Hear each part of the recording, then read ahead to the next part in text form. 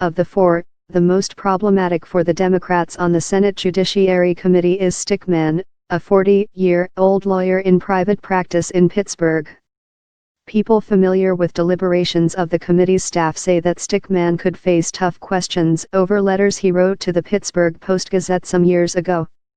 In the fall of 2004, for example, right before that year's presidential election, a woman named Beverly J. Kerber wrote a letter to the Post-Gazette about Democratic nominee John Kerry. In that letter, Kerber discussed the abortion debate in the context of the civilians killed in the Iraq War.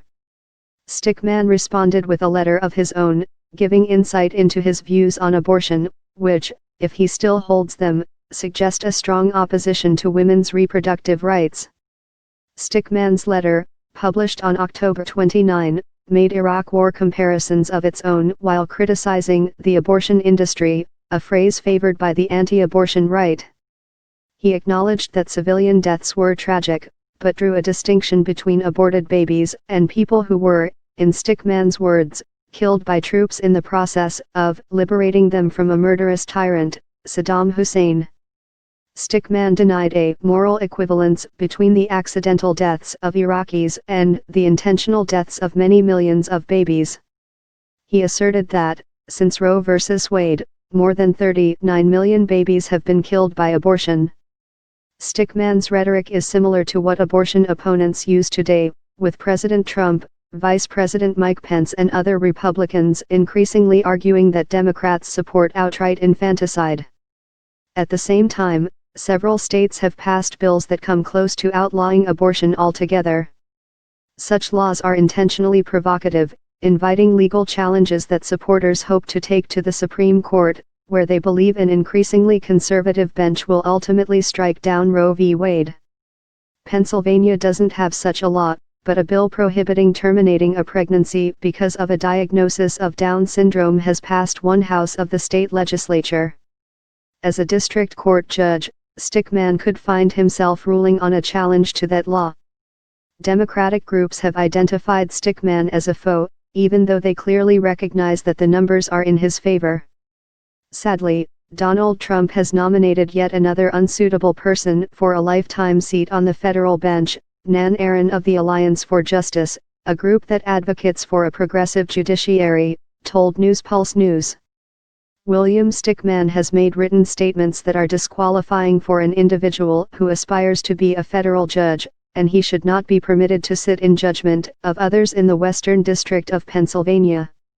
Aaron and others are pinning hopes of defeating Stickman on several pro-choice Republican women in the Senate, most notably Susan Collins of Maine and Lisa Murkowski of Alaska. Republicans hold a 53-47 majority in the body. A desire to defend traditional Christian values also figured into a letter Stickman wrote to the Post-Gazette in 2002. Early that year, the Boston Globe's investigative Spotlight team had published the first of what would be a series of articles about priests in the Boston area that had sexually assaulted children in their care. Church elders had done virtually nothing to halt the abuse or punish the guilty priests. Groups for survivors of sexual abuse expressed dismay at Stickman's defense of the Catholic Church. Zach Heiner, executive director of the Survivors Network of Those Abused by Priests, said Stickman's argument was fallacious and emotional because it relies on incorrect statistics and whataboutism. Heiner noted that the United States Conference of Catholic Bishops had identified in 2002 that at least 4% of clergy were abusive, more than double what Stickman was claiming. That number, Heiner said, would rise to about 10%. That's not the kind of logic or argumentation that we should expect from our judicial nominees, Heiner added. Similarly, I would hope that a judicial nominee in the United States would consider the covering up of crimes against children more shameful than the coverage of those crimes. It is not known if and how Stickman's views have changed since. In a brief telephone conversation with NewsPulse News, Stickman said that he was unable to comment on his nomination and referred the matter to the White House. The White House declined to comment on his nomination, referring the matter to the Department of Justice. The Department of Justice did not respond to a request for comment. The comments were widely criticized as homophobic. Stickman rushed to the defense of Santorum, who, before winning a seat in the U.S. Senate, had been a congressman representing the Pittsburgh suburbs. Stickman wrote in the Post-Gazette that Santorum's words had been misconstrued by gay rights groups, power-hungry Democrats, and the media in an obvious attempt to create a public outcry against him. He did not explain how Santorum's quote had been misinterpreted. Stickman continued, even if the senator did equate homosexual intercourse with adultery, bigamy, and incest, isn't that his prerogative? Are we and the leaders whom we elect no longer allowed to disagree with the activities of certain groups?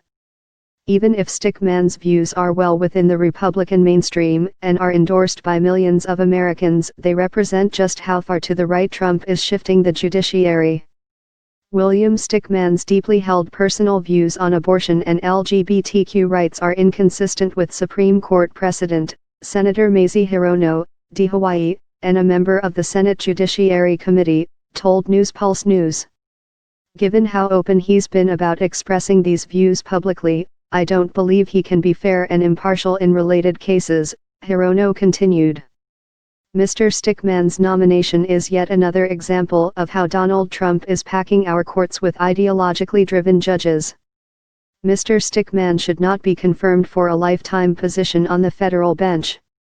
But Mike Davis, the Article 3 Project founder, dismissed those concerns as beside the point. Mr. Stickman, 15 years ago, when he was in law school, had the same view on traditional marriage as former President Clinton, then Senator Hillary Clinton, then Senator Joe Biden, and then Senate candidate Barack Obama. In other words, those views represented nothing remarkable, in Davis's estimation.